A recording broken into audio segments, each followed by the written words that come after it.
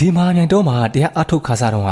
ညအိပ်ရတယ်လို့ကိုမရှိပါဘူးမြစ်တာပို့ပေးပထန်းရွတ်အမျှပေးဝင်နေရတာပဲတရားအထုတ်လို့ရှိရင်လည်းအမျိုးမျိုးအနောက်ရှက်ပေးကြတယ်ပထမအပုတ်နဲ့နေပေးကြတယ်ဖုံဖုံကလည်းဂိမ်းမဆိုင်ပါဘူးကိုတရားကိုပဲအထုတ်နေလိုက်တယ်နောက်တော့အပုတ်နဲ့နေမပေးဘဲနဲ့အမွှေးနဲ့နေပေးကြပြန်တယ်အဲ့ဒါတွေပြီးတော့ကြောက်လန့်ဖွယ်ရအတန်ဆိုးကြီးတွေနဲ့တတော်လုံးဟိန်းနေအောင်អော်ကြတယ်ဖုံဖုံကမြစ်တာပို့အမျှဝေပြီးတော့တရားပဲညာလုံးပေါက်ထိုင်နေလိုက်တယ်နောက်တော့ညတနာရီလောက်ကောင်မလေးတယောက်တဲချောင်းနဲ့ဝင်လာပြီးတော့တင်ပလွဲလာထိုင်နေတယ်ရီလဲပြတယ်အိန္ဒိယကလမာလေးလိုအဝတ်စားတွေလည်းဝတ်ထားတယ်မာနလားမသိဘူးလို့စဉ်းစားမိပြီးတော့မြစ်တာပို့အမျှပေးဝေလိုက်မှအဝေးကိုထွက်သွားတယ်မနက်၄နာရီလောက်ကြာတော့ပန်ထွာပြေမကြီးကလာပြီးတော့ခွင့်တောင်းတယ်လာဖို့ခွင့်ပြုတော့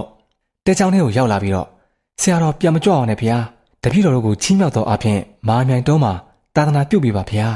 အလဲဖို့ချက်မှဒီနေရာလေးမှာလေးကျွန်းရအောင်အမည်နဲ့108တောင်ရှိတဲ့ဇေဒီကြီးတဆူဆရာတော်ဥဆောင်ပြီးတော့တည်ပြီးတော့မူပါဗျာအဆအရာရာအဆင်ပြေအောင်တပည့်တော်တို့ကူညီပါမယ်ဆိုပြီးတော့ရှောက်ကြတော့ဘယင်မကြီးဒီနေရာကမြို့နယ်လေအလှမ်းဝေးတယ်အရန်ခတ်ခဲမယ်ဂုံချက်စီလည်းများမယ်ဖုံဖုံထက်သီလတမာတိပညာကြီးမားတဲ့ဆရာတော်ကြီးတွေကိုရှောက်ထားပါလားရေကလည်းအလွန်ရှားတယ်မတီးပြစင်နဲ့လို့ညင်းတော့ဘယင်မကြီးကတီးပေးမယ်လို့ဂရိမပေးမချင်းမပြန်ဘူးဆိုပြီးတော့အချင်းချင်းထပ်ပြီးတော့ရှောက်ရှာတယ်တပည့်တော်တို့ကဆရာတော်နဲ့ပဋ္ဌာန်းဆက်ရှိလို့မဟာမြိုင်ကိုပင့်တာပါအတိတ်ကလည်းအတူတူသာသနာပြုခဲ့ကြတာပါဖះကိုဥဆောင်တီးပေးတော်မူပါဗျာတဲ့ဖုံဖုံလည်းညင်းမရတာနဲ့ဂရိပေးလိုက်ရပါတယ်ဖုံဖုံဘယင်မကြီးကိုအာမခံလိုက်ပေမဲ့တောကြီးထဲမှာဆိုတော့အလုပ်လုပ်ရခက်နေတယ်လမ်းပန်းဆက်သွယ်ရေးခက်ခဲတဲ့တောကြီးထဲမှာဒီလောက်ကြီးတဲ့စေတီကြီးတည်ဖို့ဆိုတာမဖြစ်နိုင်ဘူးဆိုတဲ့လူတွေကများတယ်ခက်သေးသေးပဲတည်ဖို့ကြီးကြီးမားမားမတည်ဖို့တားကြတယ်ဖုံဖုံကဘယင်မကြီးကိုဆန္ဒပြုတ်အောင်မဖြစ်အောင်တည်မယ်ဆိုတဲ့ဆန္ဒကဒါပေမဲ့မာမြိုင်တော့ဟာရေအမတန်ရှားပါတယ်ရေရင်းတူးလို့လည်းမရပါဘူးရှီလောင်တမလှုပ်ဖို့ရန်ကုန်စင်မြောင်းဦးစီးဌာနကနေတကားတွေရောက်ရှိလာကြတယ်ဆက်ရန်ရာကြီးတွေနဲ့တူးတဲ့အခါမိုးတွေချုံမိုးချိုးတွေပြစ်တော့ဆယ်မြောင်းအလိုတွေလည်းမနေရဲကြဘူးပြိုင်ပြေးကြတယ်ဒါဆရာတော်ဒီမာမြိုင်တော့မှာ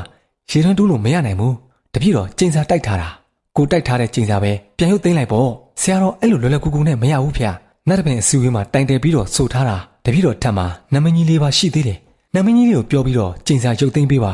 ရေမရှိလို့ရှိရင်ဖះကတဲလို့မဖြစ်ဘူးနမကြီးတွေကိုလည်းဖုံဖုံမြတ်တာပို့ပေးပါမယ်ရမရတော့မသိဘူး2ရက်လောက်စောင့်ပါဖះဆိုပြီးတော့ရှောက်ထားပြီးပြန်သွားပါတယ်တဲ့ဘယင်မကြီး2ရက်လောက်ရှိတော့ရောက်လာတယ်ဆရာတော်ရေရင်းတူးလို့ရပါပြီဖះတဲ့ဒါနဲ့တူးကြည့်တော့ရေပေါ်ပေါ်ထွက်တယ်နောက်တနေရာတူးကြည့်တော့ရတယ်ကဲအံ့ဩစရာမကောင်းဘူးလားရေရှားတဲ့မာမြိုင်ထဲကရွာတွေကိုရေရင်းလိုက်တူးပေးပြီးတော့ဖုံဖုံရေလူဌာနပြုတ်လိုက်တယ်အခုတော့ဆရာတော်ရဲ့သီလတမာရီခုံပညာကြောင့်နဲ့ဘယင်မကြီးတို့ရဲ့ကျေးဇူးကြောင့်ပဲမာမြိုင်မှာရေပေါ်ပေါ်သုံးနေရပါပြီဒါကပုံမြင်မဟုတ်ပါဘူးနှစ်အားဖြင့်9နှစ်ပဲရှိပါသေးတယ်မာမြိုင်ရဲ့အံ့ဖွယ်တပါးလို့ဆိုရမှာဖြစ်ပါတယ်